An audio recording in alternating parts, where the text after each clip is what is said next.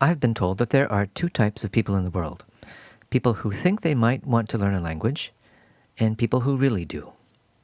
People who think they do might just want to get a school language requirement out of the way, or they may just want to learn a few phrases before going on a trip. Now, if that describes you, that's okay. There's nothing wrong with that. But these tips are for people who really want to learn Russian.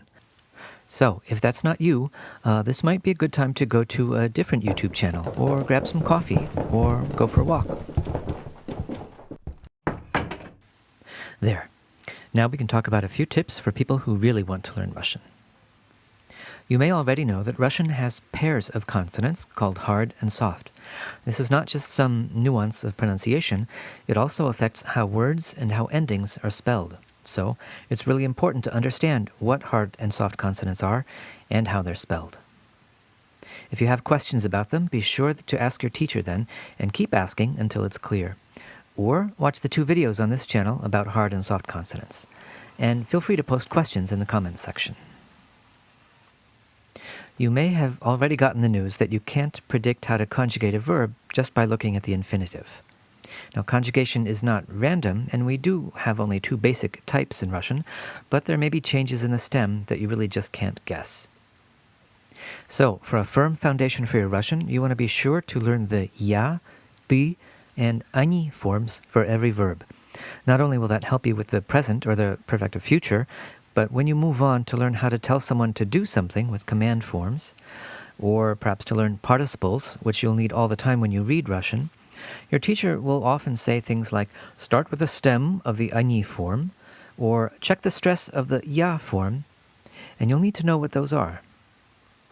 If you're writing out flashcards by hand, which I think is still a great idea even in the age of YouTube, be sure to put down the ya, ty, and они forms and quiz yourself on them actively. It's one of the best investments a beginning student can make, I think.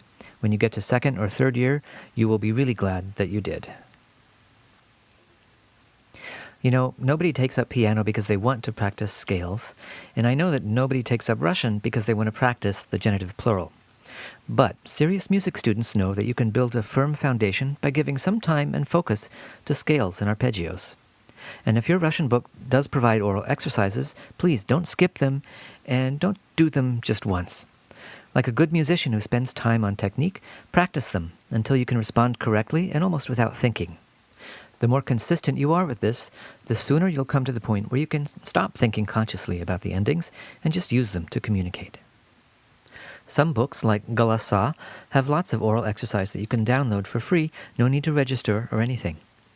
So put them on your computer or your smartphone and make a playlist so that you can get to them easily whenever you have a spare minute to practice. But you don't have to take my word for it.